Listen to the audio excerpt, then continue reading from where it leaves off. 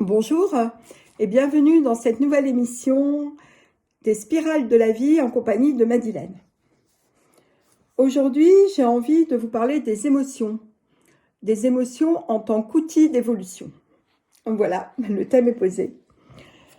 Ce que j'ai envie de rappeler déjà, c'est que nos émotions sont propres à notre condition d'humain et elles sont la voie royale pour retrouver le fil conducteur qui nous relie à notre énergie lumière, qui nous relie à notre soi supérieur, à notre source de vie, à notre part divine, peu importe comment vous l'appelez, mais qui nous relie à ces dimensions supérieures dont nous avons tendance, en tout cas c'est ce que veut notre environnement, à être coupés de plus en plus pour vivre dans la matière. Et croire que c'est ce que nous faisons, ce que nous achetons, qui va nous rendre heureux. Bien évidemment, tout ça, c'est une illusion. Et je vous rappelle que avant de nous incarner, nous avons pris la décision de venir à une période donnée, dans une famille donnée, dans un lieu donné, dans des conditions astrologiques données, pour pouvoir avoir l'opportunité de revisiter des expériences non bouclées ou des expériences mal vécues et nous permettre de les vivre différemment en sortant enrichis. Et donc, nous décidons et nous acceptons de notre plein gré de venir sur Terre, en choisissant les modalités. Et nous savons, avant de nous incarner, pourquoi est-ce que nous venons.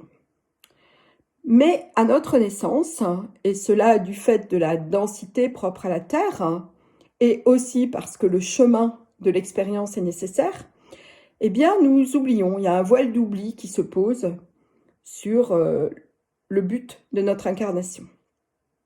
Et c'est justement parce que ce voile est posé que cela nous oblige à cheminer et à traverser différentes étapes, différentes situations plus ou moins confortables qui vont nous mettre sur la voie de ce que nous sommes venus régler comme situation. Et nous avons bien évidemment des outils à notre disposition pour se faire et cheminer.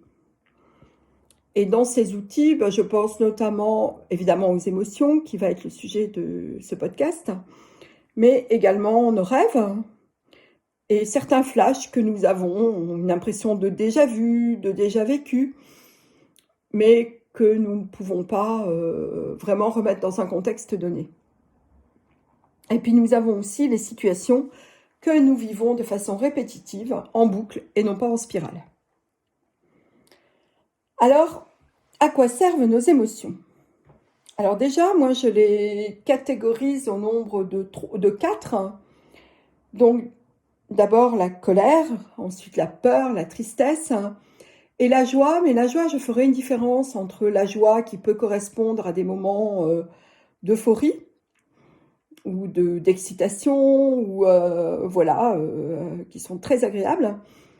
Mais je différencierai cette joie, que j'appellerai avec un J minuscule, de la joie avec un J majuscule qui s'approche plus d'un état d'être ou d'un choix de se positionner différemment. Voilà, j'y reviendrai parce que c'est peut-être pas très clair. Donc, combinées entre elles, ces émotions forment ce qu'on appelle des sentiments. C'est-à-dire que, entre-temps, elles sont passées par le filtre de notre pensée. Et par rapport à cela, si elles passent par notre pensée, c'est que nous ne savons pas trop comment traiter l'émotion qui arrive et que du coup, on réagit, on agit, mais pas forcément de façon appropriée. On s'adapte ou on se coupe. Et du coup, ça devient des choses un peu plus compliquées qu'on appelle des sentiments.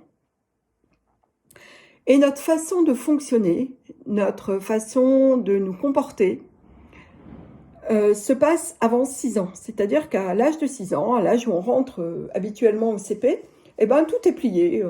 Voilà, notre fonctionnement est déjà mis en place. Sauf effectivement, travail profond sur soi qui permet d'aller voir les bugs et de faire autrement. Alors, à quoi servent nos émotions? Eh bien, elles nous servent à ressentir nos besoins. Elles nous montrent nos besoins. Et je me propose du coup de les passer l'une après l'autre en revue. Mais déjà, je voudrais vous parler de ce qui est important à faire avant de pouvoir traiter le besoin véhiculé par l'émotion. Et cela est valable pour les 4 émotions dont je vous ai parlé. D'abord, la ressentir. C'est-à-dire ne pas la couper, c'est-à-dire la ressentir, l'observer, être vigilant à sa respiration parce que très souvent on coupe notre respiration ou on la modifie. Et puis reconnaître cette émotion, la nommer si on sait le faire. Ce qui est de plus en plus proposé aux enfants, et ça je trouve ça très chouette, vraiment fabuleux, parce que c'est un moyen de se connaître qui n'était pas forcément à disposition des enfants des générations passées. Et puis après l'avoir reconnu et nommé, eh bien, à ce moment-là, on peut identifier le besoin qu'elle nous signifie. Et surtout se rappeler, quelle que soit l'émotion, que nous sommes des êtres spirituels, venus vivre une expérience terrestre, et que nous avons un fil d'Ariane qui est connecté à notre énergie divine. Et donc, il est important de se rappeler que nous sommes reliés et que nous sommes guidés. Rien que le fait de se rappeler de cela nous permet de nous placer un petit peu au-dessus de la mêlée et d'être attentifs aux événements, aux synchronicités qui se présentent à nous. Voilà, ça, ce sont des conseils avant de venir à la description des émotions elles-mêmes. Première émotion, la peur. La peur, c'est désagréable en termes de ressenti. Et très souvent, elle est déclenchée par une situation du passé qui n'est pas résolue. Donc voilà, ça va être quelque chose dans notre quotidien qui, d'un seul coup, va se brancher sans filtre sur une situation passée non résolue, dont nous n'avons pas forcément conscience. Nous avons juste conscience que c'est désagréable et que, en fonction de nos réactions, eh bien, ça s'apparente à la peur. Alors, les réactions de la peur, c'est le besoin de fuir ou d'attaquer ou alors faire le mort. Dans ces moments-là, dans ces réactions, c'est le corps, c'est l'alchimie de notre corps qui va déclencher le système d'alerte. Et si ce besoin n'est pas exprimé, c'est-à-dire que si on n'en tient pas compte, si on fait comme s'il n'existait pas, à ce moment-là, notre corps va somatiser. Et il va somatiser avec des tensions, des crampes, des douleurs, des blocages. Et ça va être de plus en plus désagréable. Et la situation qui nous fait ressentir la peur va encore plus se bloquer et donc va se représenter à nous. En fait, ce que nous mettons en place dans ces cas-là, c'est l'évitement. Donc forcément, puisque c'est ce que nous avons à travailler, eh bien cette situation va se représenter d'une manière ou d'une autre, jusqu'à ce que nous décidions de la regarder de plus près. Alors, comment est-ce qu'on peut justement travailler avec notre peur pour avancer? Eh bien, cela nécessite un changement de posture. Et ce changement de posture requis, c'est accepter ses limites et oser demander. Oser demander pourquoi? Eh bien, par rapport à notre besoin d'être rassuré, par rapport à notre besoin de protection face au danger.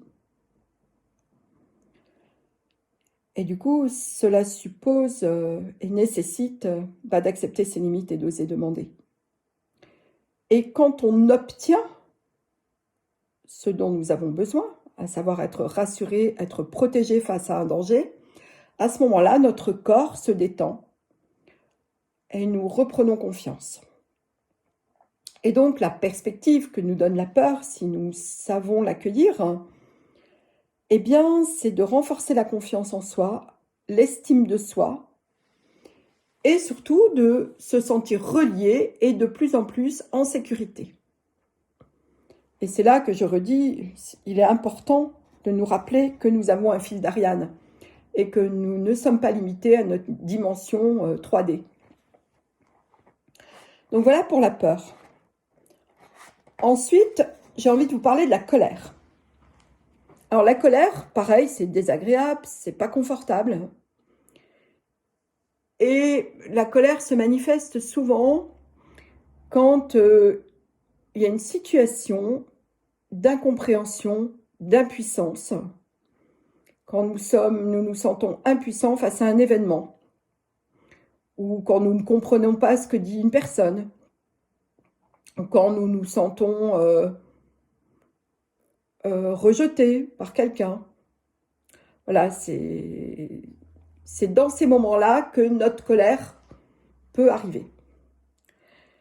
Notre réaction à la colère, nos symptômes entre guillemets de colère, c'est l'agitation, c'est la fébrilité, ça peut être la perte de limite, ça peut être comme une contre-attaque, on se sent attaqué donc on contre-attaque, ça peut être aussi de l'énergie en dents de scie. Et si on ne fait rien, eh bien pareil, on va somatiser. Et là, ce qu'on peut observer, ce sont des crispations, des maux de tête qui peuvent arriver aussi par contraction. Et puis le visage qui se colore, mais qui se colore de manière... ça peut être par des taches. Voilà, c'est pas forcément unifié, c'est pas une couleur très agréable. C'est pas rose, c'est plutôt rouge. C'est plutôt agressif comme coloration. Ça, c'est si on n'exprime pas. Et alors, si on n'exprime pas, ben forcément, il ne va pas être satisfait, ce besoin. Et du coup, ça entraîne de la confusion ou un effet cocotte-minute. On bouillonne à l'intérieur. Alors là, effectivement, pour faire autrement, eh bien, comme pour la peur, on doit changer de posture. Et ce changement de posture consiste à accepter la limite de l'autre, qui ne peut pas deviner mon besoin, et du coup, faire une demande pour soi, pour son propre besoin, en se rappelant que l'autre ne peut pas deviner à notre place. Et alors, quand on exprime cette demande,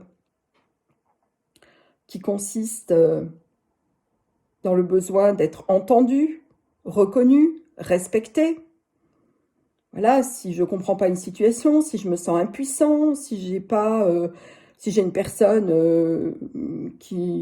dont j'ai l'impression qu'elle me méprise, eh bien, à ce moment-là, mon besoin, c'est bien d'être entendu, reconnu, respecté. Et du coup, quand je demande par rapport à tout cela, eh bien, je reçois ce dont j'ai besoin et j'éprouve une sensation de légitimité, une sensation de me sentir à ma place et une satisfaction d'avoir demandé. Et du coup, la perspective de croissance que la colère nous propose, c'est de rétablir une frontière, c'est-à-dire d'entreprendre une action concrète pour faire en sorte de se sentir respecté.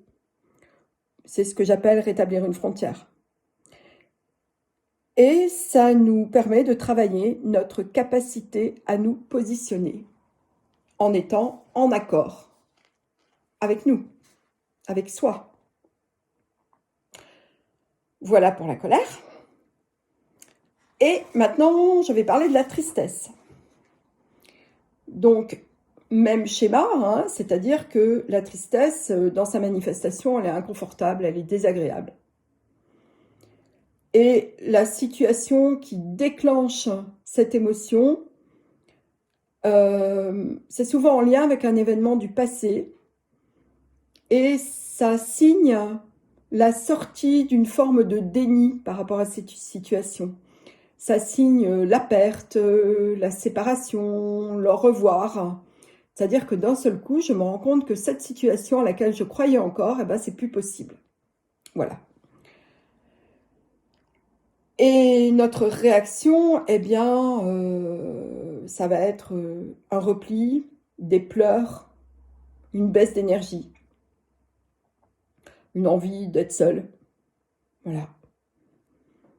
Et si nous laissons cette émotion grandir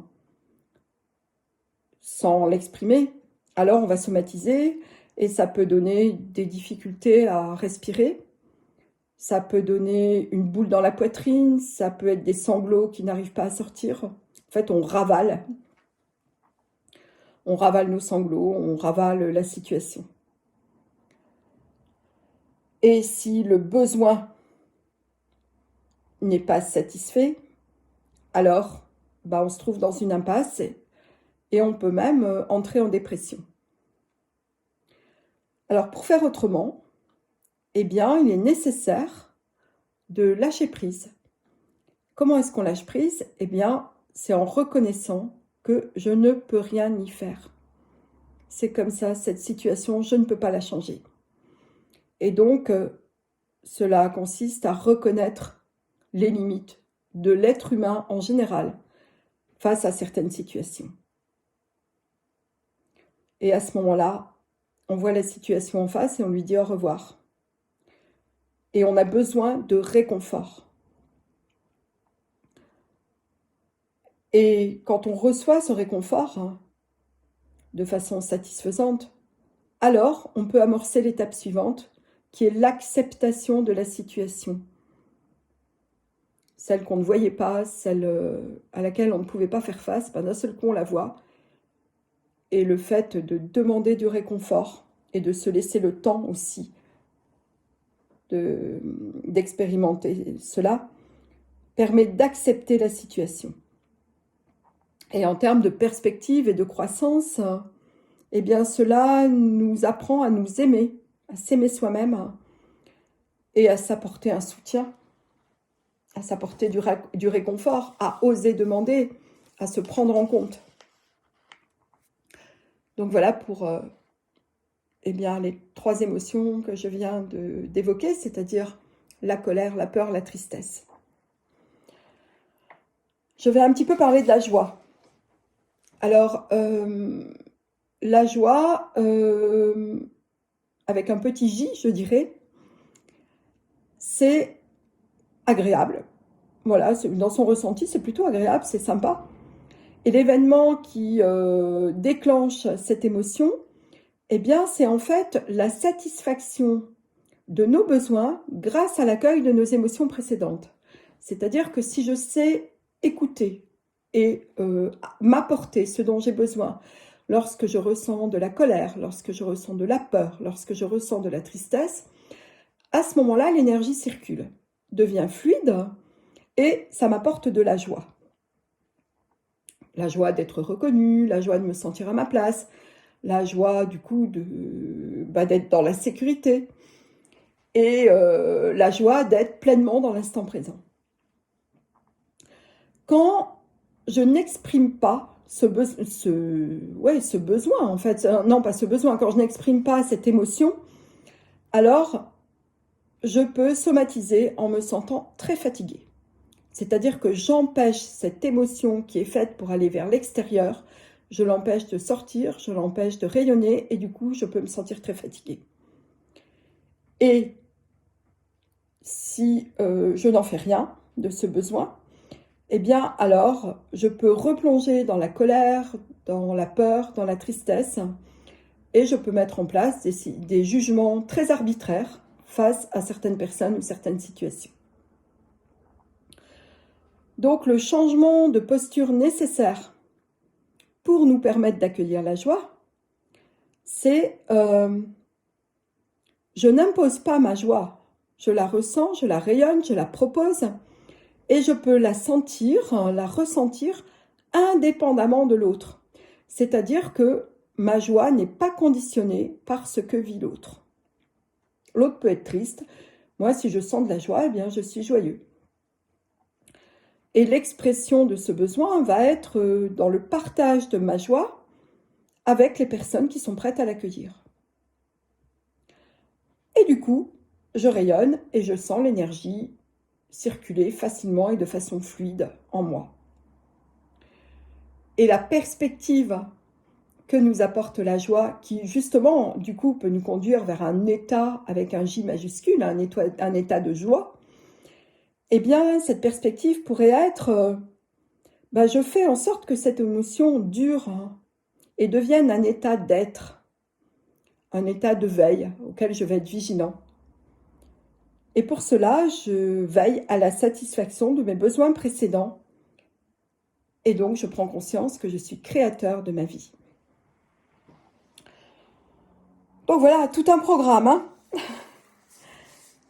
Et ce que j'ai envie de dire aussi, c'est que l'énergie qui nous entoure actuellement sur la planète Terre, hein, le fait que nous soyons entrés dans l'ère du Verseau, que voilà, nous sommes amenés à travailler toutes ces émotions, toutes ces situations qu'on subissait à l'époque, eh bien, tout cela nous aide et nous permet de prendre conscience beaucoup plus facilement et d'avoir accès beaucoup plus facilement à ces situations qui étaient bloquées ou aux choses qu'on reproduit de génération en génération sans se poser de questions.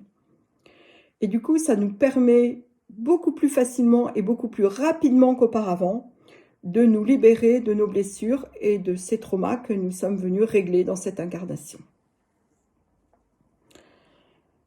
Actuellement, il nous est proposé, voire demandé, de nous libérer, de nous nettoyer de tous ces traumas, de toutes ces souffrances, et du coup de relancer les spirales qui sont bloquées. Et quand on les nettoie pour nous, étant donné que nous sommes tous reliés et que l'énergie circule beaucoup plus facilement qu'il y a encore 20 ou 30 ans, eh bien, ce que nous nettoyons pour nous va aussi agir par résonance, comme un caillou que vous jetez dans l'eau et qui va émettre des ondes, eh bien, ça va agir aussi au plan collectif, au plan systémique.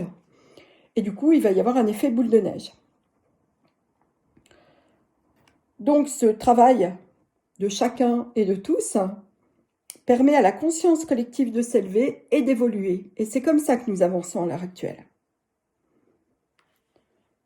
Et plus nous nous élevons en fréquence vibratoire, c'est-à-dire que plus nous libérons des blessures, des anciens schémas, des blocages, eh bien plus notre énergie monte en fréquence et moins nous sommes dans la peur. Et du coup, tout ce qui est de l'ordre des manipulations, qu'elles soient familiales, qu'elles soient dans des fonctionnements quotidiens, ou qu'elles soient plus à un niveau national, voire même manipulation de masse, eh bien, plus nous nous élevons en fréquence vibratoire, moins ces manipulations n'auront de prise sur nous. Et plus nous pourrons nous élever par rapport à tout ça.